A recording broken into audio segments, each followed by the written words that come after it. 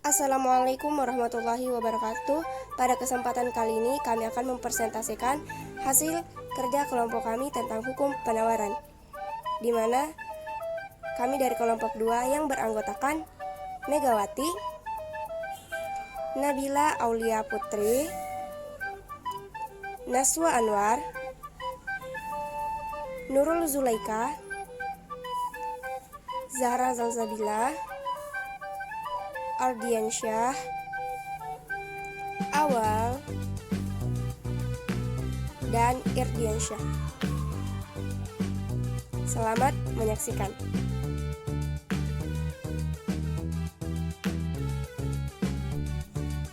Hukum penawaran.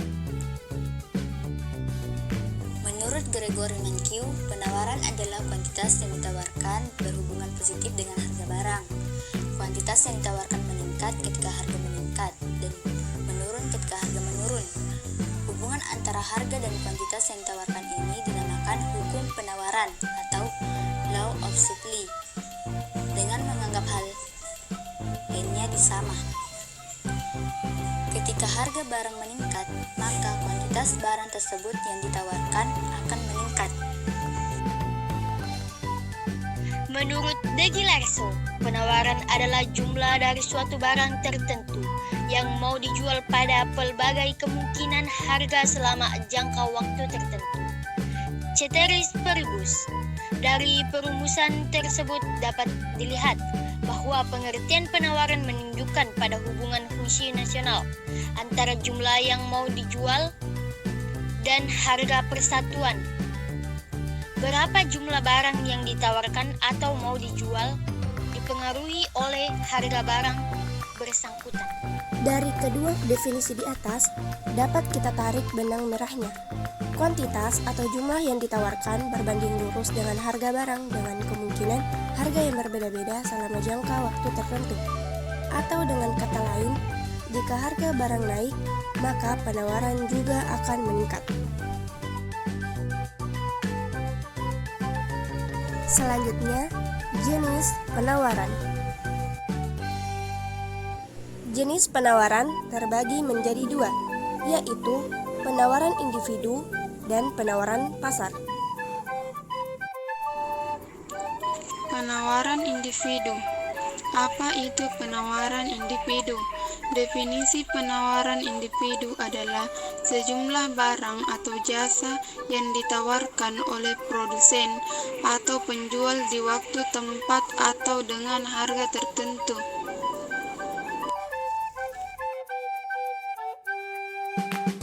Selanjutnya, penawaran pasar. Apa yang dimaksud dengan penawaran pasar? Definisi penawaran pasar adalah sejumlah barang atau jasa yang ditawarkan oleh sekelompok produsen atau penjual di dalam waktu, tempat, dan harga tertentu. Selanjutnya, 8 faktor yang mempengaruhi penawaran. Pertama, jumlah produsen di pasar. Jika jumlah produsen bertambah banyak, penawaran total juga akan bertambah. Jika harga pasar turun karena persaingan antara produsen tersebut, jumlah yang sama akan dijual juga pada harga yang lebih rendah. Kedua, biaya yang mempengaruhi produksi. Jika harga bahan baku turun, maka produsen dapat menjual lebih banyak pada tingkat harga yang sama dan atau dapat menghasilkan dan menjual jumlah yang sama pada harga yang lebih rendah. Demikian pula sebaliknya.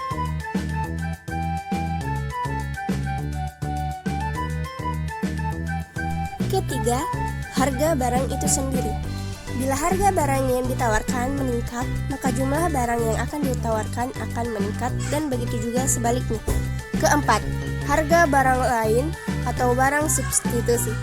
Jika harga barang lain berubah, penawaran barang tertentu mungkin bertambah, mungkin berkurang, tergantung reaksi produsen atau penjual, serta jenis barang dan hubungannya satu sama lain.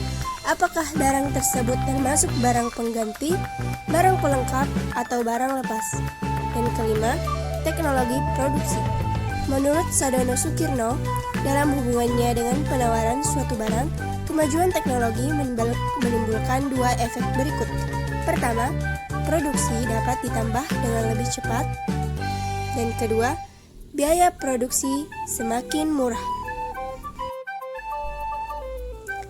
Selanjutnya yang keenam, harapan para produsen atau penjual tentang masa depan. Bila diperkirakan bahwa harga akan naik, banyak yang akan mencoba menahan barangnya dengan maksud menunggu kenaikan harga. Sebaliknya, jika harga diperkirakan merosot, banyak produsen akan menjual sebanyak mungkin sebelum harga anjlok. Yang ketujuh, pajak dan subsidi.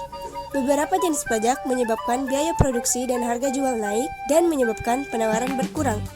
Sebaliknya, subsidi dari pemerintah memperkecil biaya produksi dan harga jual dengan akibat yang diharapkan menambah penawaran. Dan yang terakhir, retribusi. Di dalam Undang-Undang Nomor 28 Tahun 2009 mendefinisikan retribusi merupakan sebuah pungutan dari daerah sebagai pembayaran atas jasa dan pemberian izin yang khusus disediakan atau diberikan pemerintah daerah untuk kepentingan badan atau pribadi. Kurva penawaran. Sama halnya dengan seperti permintaan, hubungan antara harga sebuah barang dengan kuantitas yang ditawarkan dapat digambarkan dalam bentuk kurva penawaran. Kurva yang menghubungkan harga dengan kuantitas yang ditawarkan dinamakan kurva penawaran. Gregory Markov.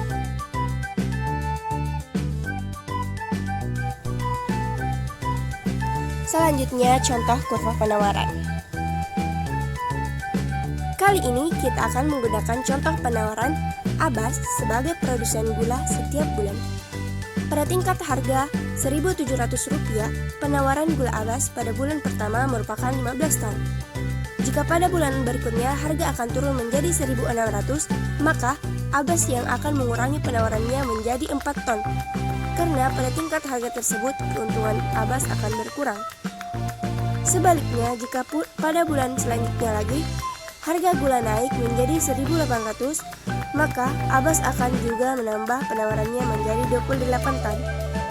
Ini sering terjadi karena keuntungan yang akan diperoleh Abbas akan bertambah naik. Penawaran Abbas jika membuat tabel maka akan terlihat pada tabel 3,2. Sementara itu jika akan dibuat grafik maka akan tampak pada peraga 3,4.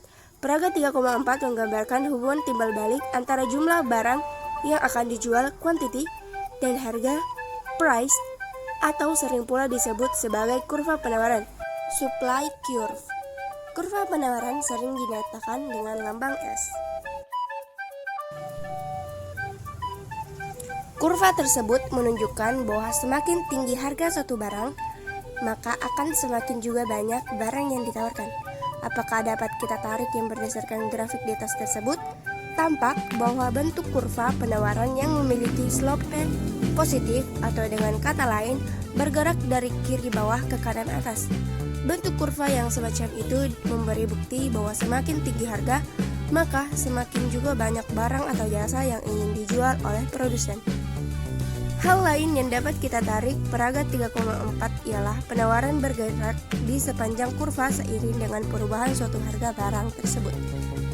Pada saat harga naik dari Rp1.600 menjadi Rp1.700, penawaran bergerak dari sepanjang kurva dari titik A ke titik B. Demikian seterusnya. Ini juga berarti faktor harga yang akan mengakibatkan perubahan penawaran di sepanjang kurva penawaran. Jika kurva penawaran ini dari penjual ataupun produsen perorangan dapat juga digabungkan, maka terbentuklah kurva penawaran pasar. Peraga 3,5 memperlihatkan kurva penawaran Abbas dan kurva penawaran Sadli. Lalu apabila akan digabungkan, maka akan membentuk kurva penawaran pasar.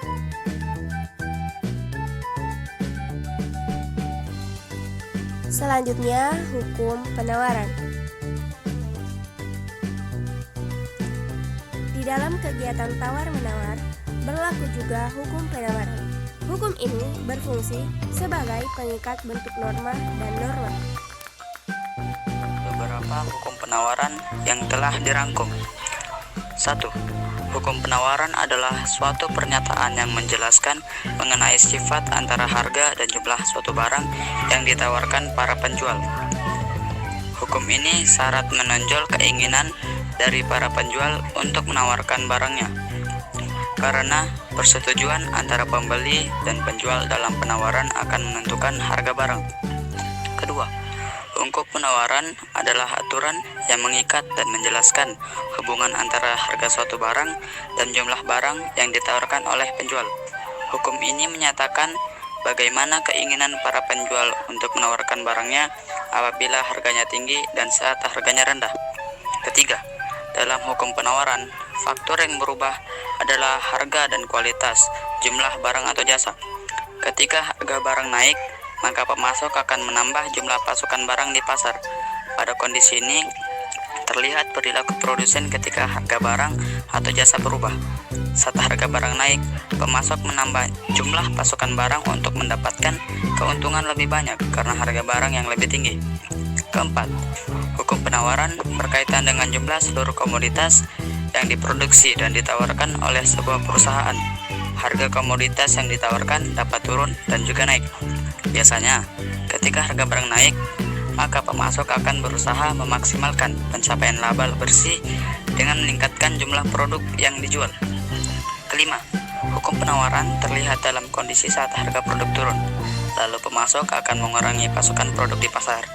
Lalu pemasok akan menunggu kondisi saat harga produk naik di masa yang akan datang.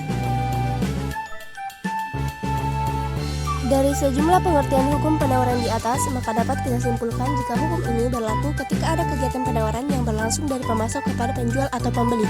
Ada hal-hal yang mengikat ketika kegiatan tersebut berlangsung, seperti harga dan kuantitas barang. Berikut contoh hukum penawaran.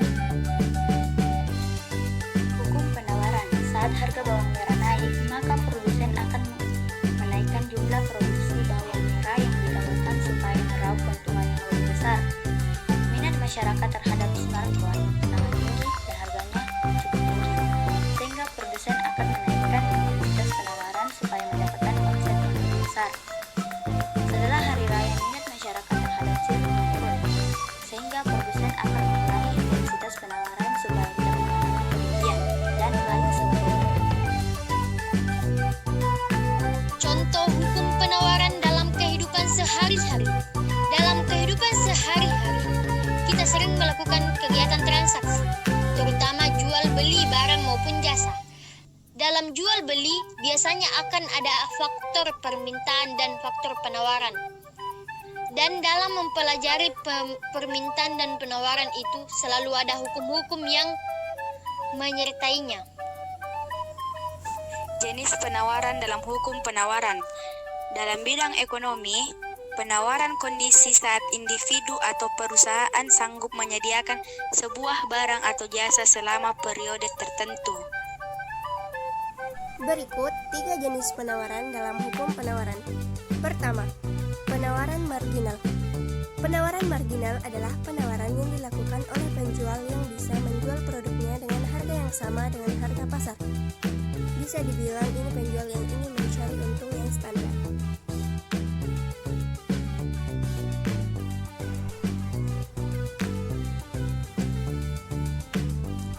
Yang kedua, penawaran submarginal. Penawaran submarginal adalah penawaran yang dilakukan oleh penjual yang berani menjual produknya di bawah harga pasar. Transaksi ini hanya bisa dilakukan oleh penjual yang hanya ingin meraih untung minimal. Yang ketiga, penawaran supermarginal. Penawaran supermarginal adalah penawaran yang dilakukan oleh penjual yang menjual produknya dengan harga lebih tinggi dari harga pasar. Penjual ini biasanya bertujuan untuk meraih untung penjualan yang sebanyak-banyaknya. Selanjutnya, fungsi dan rumus penawaran. Fungsi penawaran adalah fungsi yang menunjukkan hubungan antar harga P dengan jumlah barang Q yang ditawarkan. Fungsi penawaran harus sesuai dengan hukum penawaran yang menyatakan bahwa bila harga barang naik, maka jumlah penawarannya bertambah, dan bila harga barang turun, maka jumlah penawarannya berkurang. Dengan demikian, hubungan antara harga barang dengan jumlah barang yang ditawarkan adalah positif atau berbanding lurus. Bentuk umum fungsi penawaran adalah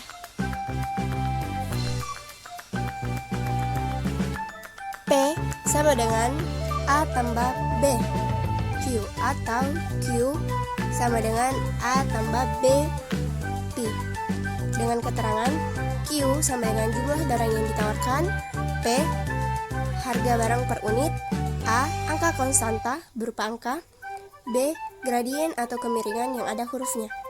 Adapun syarat fungsi penawaran adalah A nilai boleh positif atau negatif, B nilai B harus positif. Untuk mencari persamaan fungsi penawaran, rumusnya sama dengan rumus menentukan fungsi permintaan, yaitu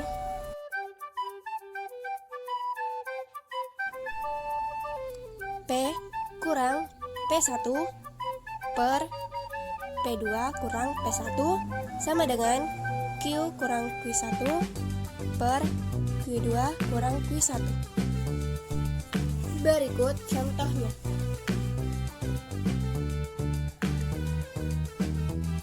Pada saat harga 60.000 per unit, jumlah penawarannya akan 20 unit.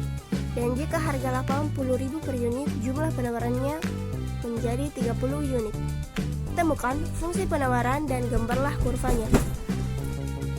Jadi, pada rumus tertulis P dikurang P1 sama dengan P2 kurang P1 sama dengan Q dikurang Q1 per Q2 kurang Q1. Jadi, dapat ditulis P dikurang 60 karena 60 merupakan harga barang per unit yang pertama per 80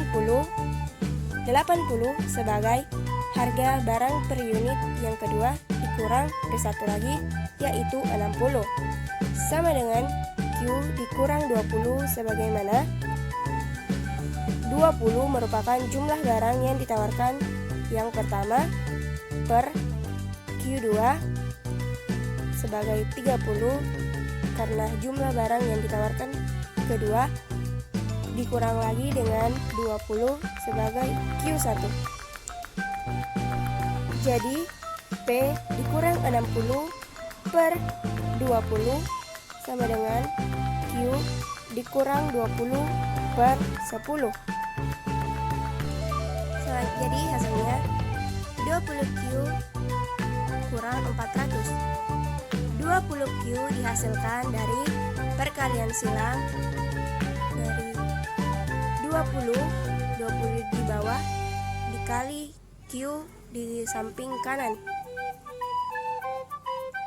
Jadi hasilnya 20Q dikurang 20 di bawah samping kiri dikalikan dengan min 20 di samping kanan bagian atas, jadi hasilnya 400. Dapatlah 20Q dikurang 400. Kenapa kurang? Karena hasil perkalian dari 20 kali minus 20 adalah minus 400. Sama dengan 10P kurang 600. 10P dihasilkan dari 10 samping kanan bawah dikalikan dengan P samping kiri atas, jadi 10P kurang 600.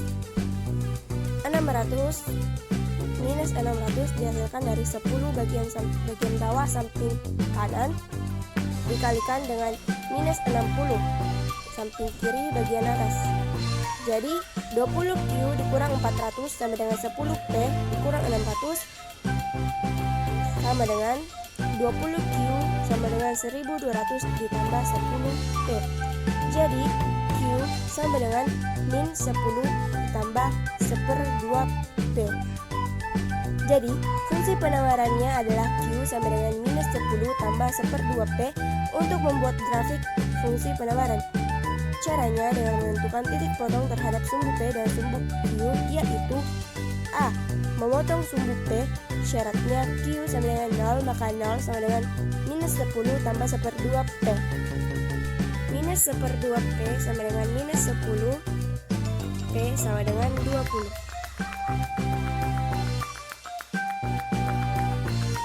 B. Memotong sumbu Q dengan syarat P sama dengan 0, maka Q sama dengan minus 10 tambah 1/2 dengan Q sama dengan minus 10. C. Grafiknya. Berikut grafik yang dimaksud dari hasil contoh hukum penawaran tadi.